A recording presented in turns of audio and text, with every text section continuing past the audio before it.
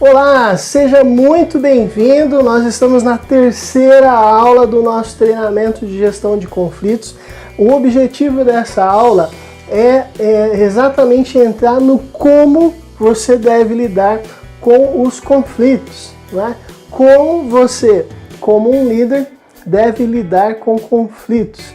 E já de cara eu queria aqui definir 3 grandes pontos para que você tenha atenção ao lidar com gestão de conflitos.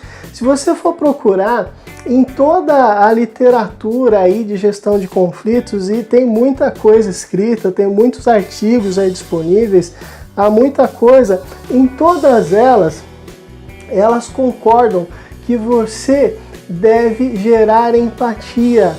E empatia, vocês já devem estar acostumados, eu trabalho com um conceito maior, que é a alteridade. Então, de cara, para lidar com gestão de conflitos, tenha alteridade, porque você precisa sentir o que as outras pessoas estão sentindo. Você precisa exatamente trabalhar com se colocar no lugar delas para entender ali o que está acontecendo.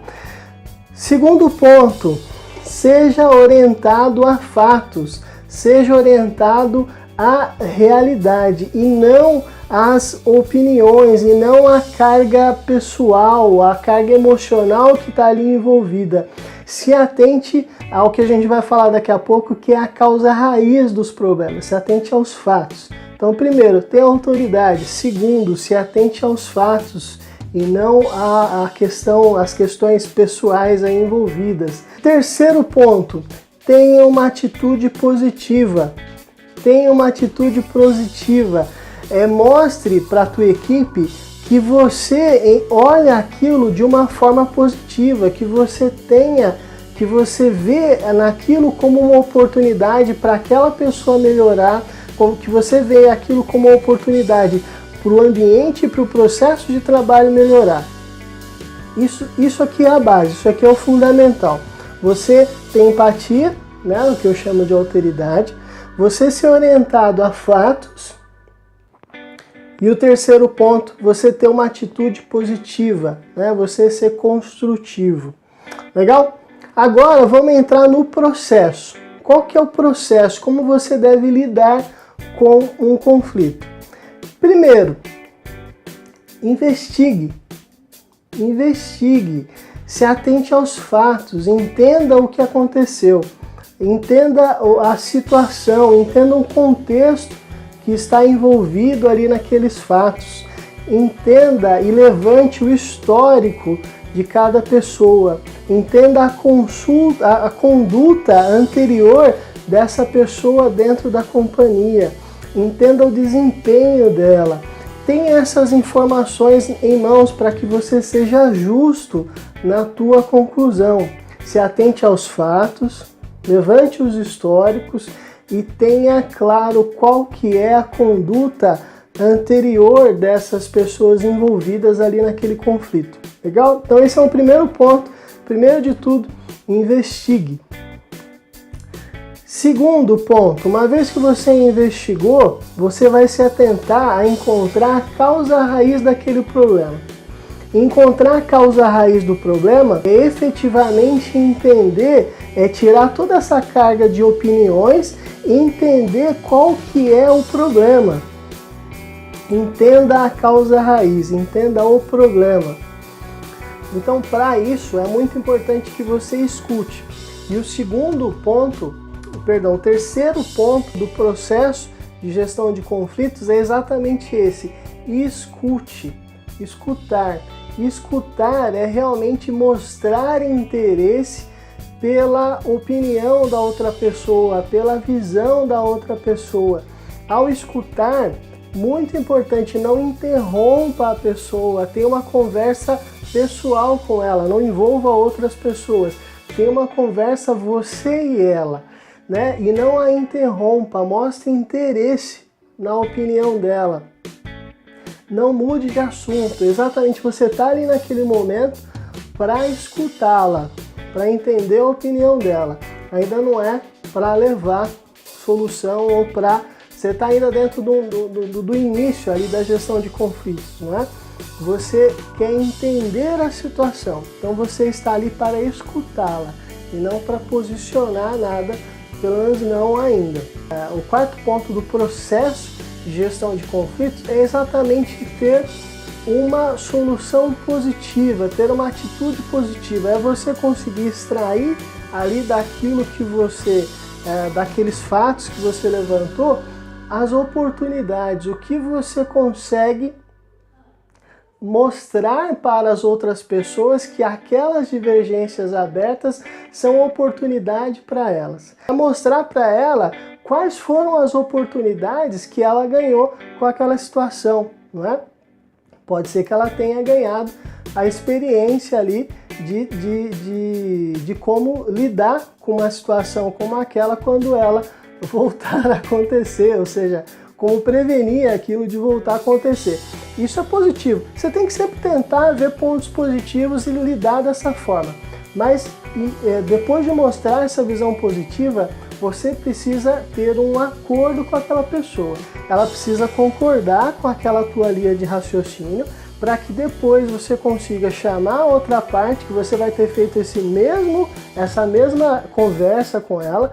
Você vai chamar as duas partes para uma reunião que tenha esse objetivo ou num outro ambiente, onde uma reunião que já exista e que vocês normalmente participem, e nessa reunião você já vai ter o acordo dos dois lados. Então nessa reunião, onde você vai levar os dois lados, seja uma reunião específica para isso ou numa reunião comum já de trabalho que vocês tenham, você já vai chegar com os dois lados acordados com uma solução já mediada. E você vai explanar ali, ou essas pessoas vão explanar e mostrar o que elas chegaram ali, em qual foi o acordo ganha-ganha que as duas chegaram. Isso é muito importante, você precisa ter o acordo de cada parte, elas precisam entender e compreender os benefícios que elas estão tendo com aquele acordo, para que elas se sintam ali realmente como se estivessem ganhando algo, não é? O que é importante? No final de todo esse processo, você vai ter conseguido alcançar o seu objetivo se as pessoas se sentirem ouvidas e respeitadas. Se esse for o sentimento de todas as partes, se elas se sentirem ouvidas e respeitadas, você conseguiu o seu objetivo. É lógico que numa situação de conflito, algumas vezes, ou na maior parte das vezes, você vai precisar dar algum feedback, né? Fazer alguma crítica para algum dos integrantes do grupo. E como é que você faz isso, né? Além de ter essa visão positiva, né, de mostrar para ele as oportunidades que ele teve ao abrir aquela discordância, ao criar aquela situação de conflito, você, para dar esse feedback, tem que ter em mente que a solução da gestão do conflito passa em manter relacionamentos. Você não soluciona um conflito matando relacionamentos, né?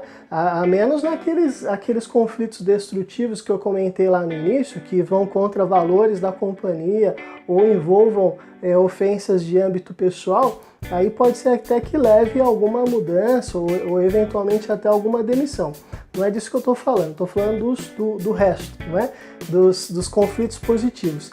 Nesses conflitos positivos, por mais que tenha uma carga negativa ali, se você identificou uma postura, se você identificou um comportamento que você espera que seja mudado, você vai chamar essa pessoa e você vai descrever para ela o problema. Se atente à postura, ao problema, e descreva o problema que atrapalhou o trabalho. Descreva qual foi o comportamento ou o problema que aquela pessoa causou que criou um problema para o bom andamento do trabalho. Entendeu a diferença? Você não está criticando a pessoa, você está criticando uma postura dela que atrapalhou o bom andamento do trabalho. Uma vez escrito isso, você vai colocar o que você espera dela, qual é o comportamento que você acredita que ela deveria ter né? Além dessa questão de people, delas se sentirem ouvidas e respeitadas, é obviamente que o teu objetivo final vai ser em relação aos bons resultados do trabalho. Quando você focou todo mundo nisso daqui, ou quando isso daqui criou uma mudança que melhorou isso, aí você tem uma mega de um case na mão para mostrar e melhorar o ambiente de trabalho para todos os envolvidos, ok? Eu vou deixar esse material aqui no ambiente para que você tenha isso de forma teórica, esses passos a passo, e eu estou à disposição para que você tire dúvidas em relação a qualquer um dos pontos que nós comentamos, ok? Muito obrigado e até o próximo vídeo.